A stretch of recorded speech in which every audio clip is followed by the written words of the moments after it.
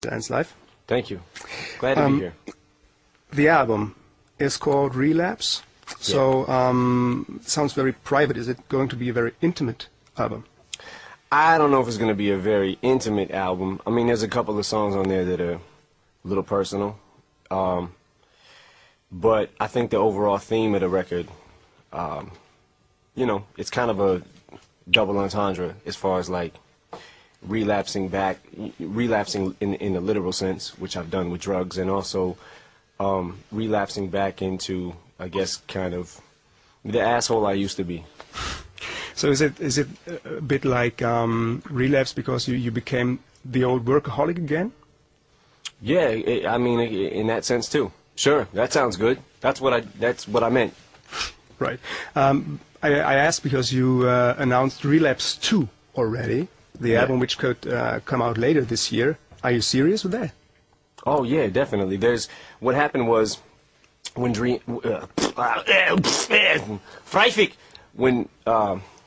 once me and Dre got going, it was kind of like, I mean, we recorded a lot in a little amount of time where it was kind of like, what do we do with all this material that we got? You know, it was like it wouldn't fit on one CD, and we just, you know, we recorded enough to where it was like, okay, we've got an album full of material right here, but we kept going, and we didn't want to stop in the middle. You know what I mean? Like, okay, we got enough for the record. Let's stop. While we were doing it, we just wanted to keep going and see, you know, where it took us and how much we could do, and we ended up recording two albums worth, probably almost 3 albums worth of material. But really? Okay. Got it down to 2, and wanted to obviously make put the strongest songs on each record, you know. So, I mean, we kind of chose them that way, and it's kind of like the records, like these are the songs that I would want people to hear, kind of in the order. And it's funny because it's close to the order that I recorded the songs in. You know, it's kind of how they're presented and the build-up of them and everything. I mean, but, you know, that's kind of how we did it. Was just, you know, we wanted to choose the best songs for each record or whatever. Did working on a new album help you getting away from the drug thing? Was it that too? No, I think getting away from the drugs helped me work on the new record. You know what I mean? So once I put the drugs down and left them alone, my mind started coming back, you know, to normal. You look pretty fit, I might say. So you look shaped and everything. You're doing sport a lot? Oh, thanks. No, running. I run a lot. And, I mean, exercise, and I do everything I can to stay healthy. I play basketball, you know.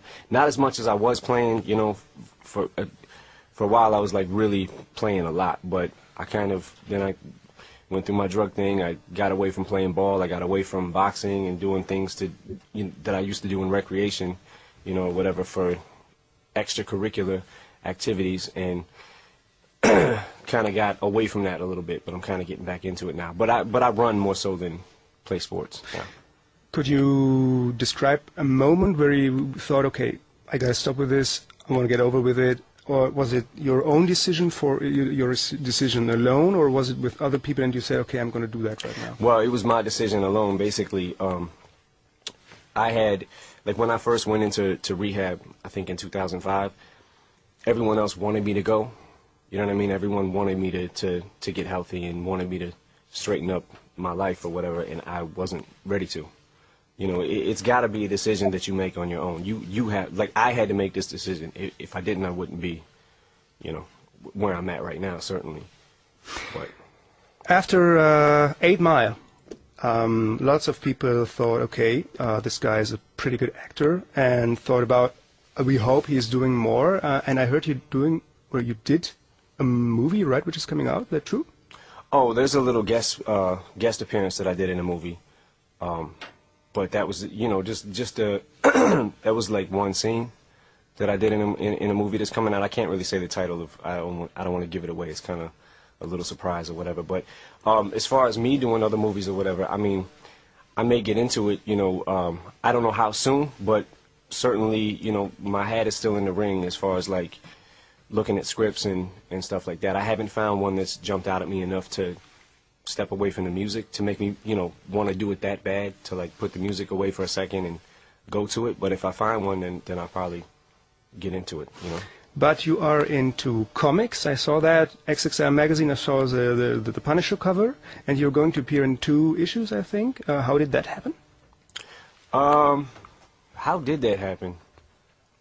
Is that grammatically wrong, or? No, it's not dramatically wrong. I'm no. not How did the project come to pass? That's what I meant. So it's not out yet, but how? Well, the connection, you know. We wanted to do something with. I mean, I've always been into comic books, like since I was a little kid. Like I've been into comic books or whatever, and we kind of wanted to do something. We were thinking of doing something with the concept of Iron Man first, and something happened with Marvel where we couldn't do it. I guess because they have the actual Iron Man movie is coming out. So I guess we couldn't do that. So the next best thing was the Punisher character or whatever. So and then they made that into a comic book. I saw the We Made You video, and it's all these references, you know, that I like too. So like with you in disguise as Mr. Spock. Did you see the new Star Trek already? No, I didn't see the new Star Trek. I want to see it though. It looks good. Very cool. Yeah, it looks like it'll be good. You like Lost? From J.J. Abrams, because he's the director. You saw that? Nah, I didn't see it. Never seen it. Jesus, okay. Nah, I watch things like The Wire and yeah, you like The Wire? The Wire I like, yeah. Yeah. Yeah, very much. Yeah, I got more time, obviously, watching these than you have, because you're working all the time. So, Relapse 3, coming out then early 2010, if it's going on in this pace? I don't know if it'll be called Relapse 3, but, you know, we got to see. I mean, I don't know if I don't know what I'm going to do as far as, like, after these 2 records. You know, I'm sure I'll go back in the studio. I may do a movie. I don't know. It's hard to say at this point. But after Relapse 2, you know, I'm sure I'll probably take a break, get back in the studio for a minute, and see what happens. Okay. We're through with the normal interview part. There's a category we have in the evening, late night, which is called What Rock and Roll Taught Me. So, or What Rap Game Taught Me. You can give an answer like if you got something on your mind, which is like that's what the business taught me, you can tell it like you want. Or I give you something and you finish the sentences, like we can do that too. Whatever. Yeah? Whatever you want to do, that's fine. Okay. Whichever one, it don't matter. I would like what you think, because I got my normal stuff, so if you got anything to tell from, you know, from your heart. Anything I got that I've learned from rock and roll? Yeah, no, it's the categories like that. You know, we call it like that, what I learned from rock and roll. It's like what I learned from the business I do, being a rap star, what I learned the past years doing that business.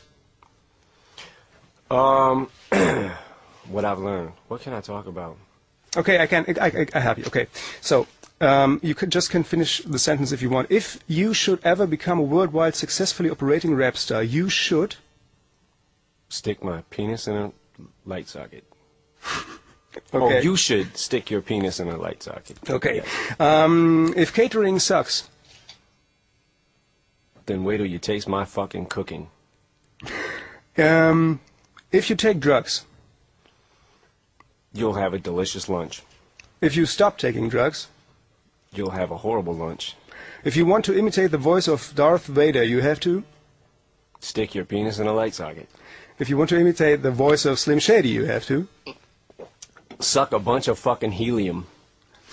And then talk like this. Okay, and you have to let go when you're holding on to the ledge of the Empire State Building.